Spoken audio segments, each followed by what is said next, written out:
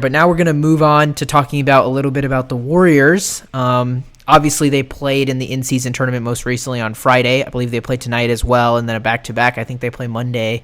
Right. To start off, Jeff and I predicted that they would lose last week at some point. We thought the back-to-back would be pretty precarious for them, being on the road for so long. But turns out the Warriors hit 2-game winners in the last with 0.2 left on the clock by Klay Thompson and Steph Curry respectively, and we end up actually going undefeated during that stretch, with the only loss being at home versus Phoenix. What did you think about that, Jeff? What do you think about the Warriors last week or so? Yeah, I mean, I think this entire story has to be at least 70% attributed to this second unit. I'm not saying that Curry isn't playing at this ridiculous level. He is. He always is. But there's something that a lot of people spoke about CP3 preseason that has panned out. A lot of writers, a lot of predictions that are more Warriors focused and aren't as hype based made sure to mention, and we also talked about this, the amount of pick and rolls, pick and pops, the amount of pistol actions, 21 on those wings, wherever you get these dribble handoffs, wherever you get shooters open, curling downhill, all of these actions that Chris Paul loves to run, it turns out, and we should have known this, that the Warriors also like running things like that. Obviously, they didn't run a lot of pick and rolls compared to the rest of the league. Yeah.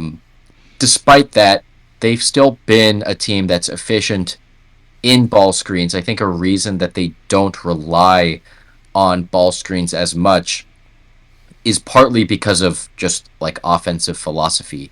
But also because teams can start sending coverages every single night, like doubling Curry, as we've seen Daignault do, as we saw Mike Brown do, and that can get tiring. That can cause turnovers. Absolutely. But you have CP3 out there. CP3 is a wizard at running all of these actions. Every single game, we see CP3, Dario Saric pick and pops. We see CP3 run staggered screens, and then have one of the guys, maybe Saric, pop out. Maybe it's Klay, pop out. That, in addition to CP3 working in with the rest of the offensive scheme, has just produced really good results. We can highlight Saric because he had an incredible last game, and also absolutely. the game. He's been shooting really well. He's what is he, like a career 38, something like that? Yeah. All of this chemistry that him and CP3 had, along with all of these Warriors role players, especially in the second unit. Even TJD versus the Pelicans was comfortable with CP3, right? Absolutely. TJD has shown the ability to be a decent screener. Basically, what I'm saying is all of these second unit hopefuls, or all of these second unit hopes that we had preseason are materializing, and I think the main reason is because Chris Paul is not dumb and he's comfortable running these actions. And if there's any new actions, the Warriors have the shooting to, I think the Warriors system is built to enable success if you have competent passers and competent screeners. And the Warriors clearly have that. For me, that's the biggest thing I've seen in the past 5 games. Yeah. I think the biggest thing to me, obviously, has been Chris Paul. You kind of hit on it a little bit. I think he's had what the stat shows, a little bit over 50 plus assists to around 6 turnovers, which is crazy. When you look at Steph Curry, on the other hand, it's way more turnovers to assist ratio, and he's been able to kind of settle the second unit, which I think is huge. Jonathan Kuminga, I think, has been developing right before our eyes, which has been huge. He had, I think, 19 points this last game. Most of his minutes are with CP. He plays the pick and roll with CP really well. He's been shooting from the mid-range really well and getting to the basket. He does make some mistakes every now and then, but that's just what you expect from a young player. Moses Moody's been involved more. We have a 10-man rotation. Just to kind of throw some stats at you, Dario Saric is shooting over 40% from 3 this season. He's shooting well over 40% specifically also when CP3 gives him that pick and pop 3. Kevon Looney, I mean, not necessarily a good or bad thing, but it's been playing less and less minutes than really ever before last year. He played 11 minutes actually in the last game that we played, and I think maybe that was some related to rest, but also I feel like it's related to the fact that our bench is so deep and we have so many options that we don't really need to play him as much. And when Dario is playing so well, it feels wrong to take him out for someone else. And I think a big addition to this team, not really addition necessarily as much as being healthy, is GP2 with his ability to ball pressure. In that fourth quarter versus OKC, you saw him actually be in the closing lineup over Looney, over Saric, even though Saric was playing so well, just because of his point of attack defense. And I feel like that's the difference the Warriors have this season, where they finally have somebody who can guard ball handlers in somebody like De'Aaron Fox, somebody like Josh Giddey, and I feel like GP2 offers that. And then I feel like throughout the season, we're going to see Jonathan Kuminga also kind of get into that role. So I feel like this week was a great week overall. If I had to pick a theme of like development, and development specifically of the second unit, and actually the biggest problem with the Warriors, honestly, maybe is the starting lineup. I mean, maybe can talk about that a little bit, but Andrew Wiggins, he's been getting a little bit better, but there's some concerns about him being less efficient than he was last year. As well as just not being as efficient from the 3-point line. I mean, the free throw line, which usually he's a pretty poor free throw shooter. And then, a little bit of Kevon Looney, not being as good as he was last year. And that starting five plus minus is actually not as good as it was last year. They were the best in the league last year through most of the season at least. And then Andrew Wiggins missed a large portion at the end of the season. But on the other hand, you look at the starting five this year, I mean, it's actually like worse than our even bench unit, which has been plus almost every single game. I think they actually have been plus every single game. So, what do you think about that? Yeah, I mean, I'm not really worried about the starting five not being good. Just I think part of the reason is because Wiggins has not been a great shooter. We've seen Yeah, Wiggins turn down 3-point a lot of the time, especially if they get especially if they double Steph and then we have like a 4-on-3. We've seen Wiggins, instead of spacing out for like that bottom left corner, not the bottom left corner, the left wing like he usually would. We've seen Wiggins collapse towards the basket a lot more. Teams are kind of responding to that. But I think what it shows you is that Wiggins might be less confident in the three. I'm not saying yeah, it's bad that he's collapsing in and going for these, cuts to the basket where Draymond might dump it off to him.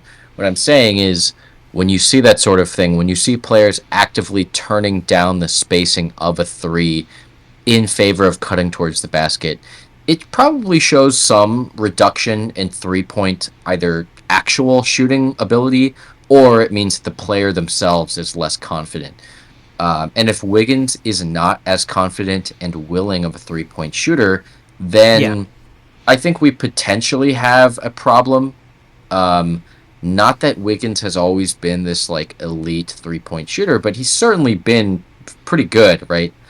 yeah, I believe in 2022 he was shooting like 37 or something. yeah. We need him to shoot at least like league average, slightly above league average. But And this has not been the case this season. and if he's not willing to take it, do I think the Warriors are in trouble for the season? No, but I do think that it means that It means other players need to the step up a little bit more too. the starting five will look different, or at least it won't look as good, because part of the benefit of having Wiggins there is not only or theoretically, Wiggins can space the floor for you with the three. He can defend. He's athletic. He can cut. He can dunk. He can contest. He can get those offensive rebounds.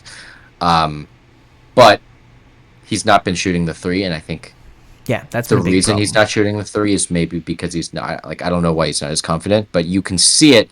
Like today's game, any game for the next few, watch Wiggins spacing. If you see Wiggins collapsing instead of standing outside, um, it's probably evident of something.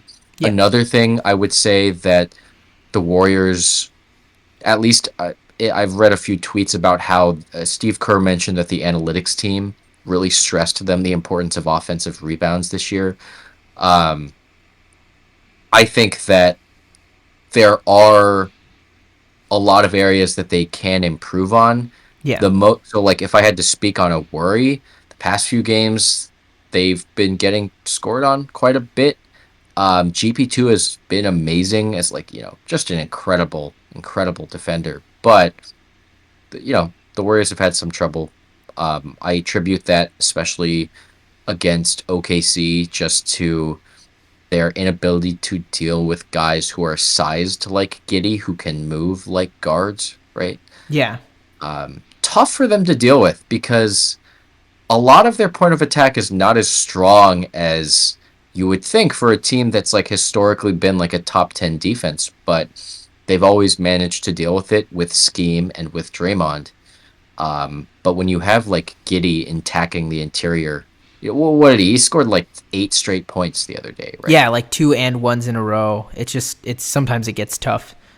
Yeah. Are you worried about their defense at all? I mean, it's only Yeah, been yeah. like I mean, two or I three think that game games, was but just an off game. Honestly, I feel like I'm not really worried about our defense just because our second unit. Honestly, the big thing to me is our second unit's just been so good, like so yeah, good. And honestly, I feel like it was just an off game in terms of the defense, and they present very different problems than the other teams do just because of how tall they are. And Lou Dort went crazy. Like, we can't expect that every single game. I mean, he literally didn't miss a three and shot six right. of them. So it's just like, the fact that we can win a game when somebody scores 140 points is kind of crazy. That is, I Right. think, speaks to how good this team is in terms of there's not much of a drop off between the starting five and the bench five. So Yeah. I mean, right now, Warriors top 10 in both offensive and defensive defense, yeah, efficiency.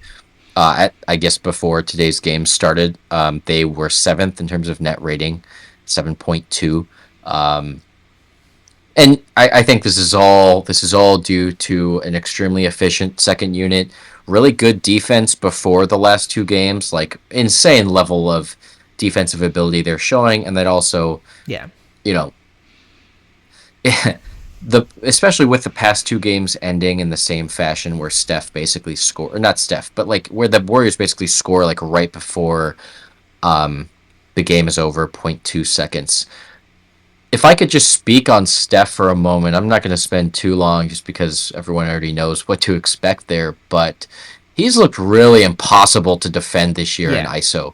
And when I say absolutely, impossible, I mean like it's starting to get to the point where I'm actually kind of like, okay, if Steph has anyone in ISO, maybe like save for like Anthony Davis or like Giannis or something, he's gonna score, right? Like that ISO against Lou Dort yeah. to take the lead was just one of those ISOs where it's like I think Steph Curry has demonstrated just an extreme like he gets Lou Dort on his back, he lays it in, except for the controversy. It was a clean layup, and as long as the And over Warriors have Chet, that he had to go over Chet to actually get that layup. So yeah, I mean, there's an argument to be made. I think if this continues, we'll definitely make a video on this for you guys. MVP, Just about, yeah, MVP, and also like, is this the best he's been? Like, what's added to Steph's game? What's changed?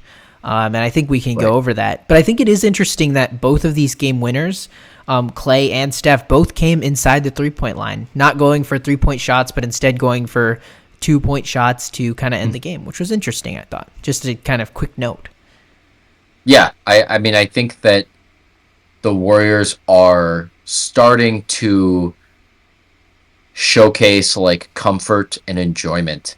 Um, Whereas last season in this same like first 10 to 15 game stretch, it was kind of like they were patching all these leaks in like their boat. Yeah, Um, it's like you remember last season, you can kind of recognize the mistakes, the gaping holes that JP has shows in your defense, the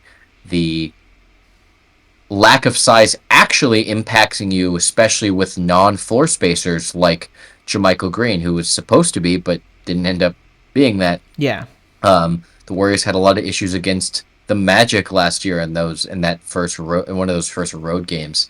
yeah. And this year they look a lot more comfortable. Um, and I think part of that seems to be because they all get along better. Of course, we have no idea. Yeah. Um, I mean, it but seems like also, Draymond Green said that it seems like he doesn't dread going to work and he enjoys the environment a lot more. So I think we can say that, honestly. yeah, And then also, like, you know, they're not like these. The Warriors' core is older, and they don't have to play as much because Steph can take a pretty decent amount of rest time if the second unit is keeping them afloat, which they have managed to. Uh, I guess, like, asterisk, they still need to play more high-powered offenses, I think. Um, but Sacramento, New Orleans, Phoenix, no joke. These are like solid teams Yeah, that absolutely. are tough to defend positionally, and they've looked good. Um, Yeah. I guess, I think the Warriors are set up for a better season than people projected. Although I don't think they're going to be like the one seed probably. But No, I don't think so either. But I think definitely looks really good. The team looks really good, and potentially, you know, we've been on a hard stretch too. Warriors have been traveling a lot. I think last 7 out of their last 9 games have been road games, and they've been traveling almost every game. right, So the fact that we're gelling so well so early in the season, the only thing we have to watch out for at this point, I feel like, are injuries. So, yeah, yeah, been a great week for the Warriors.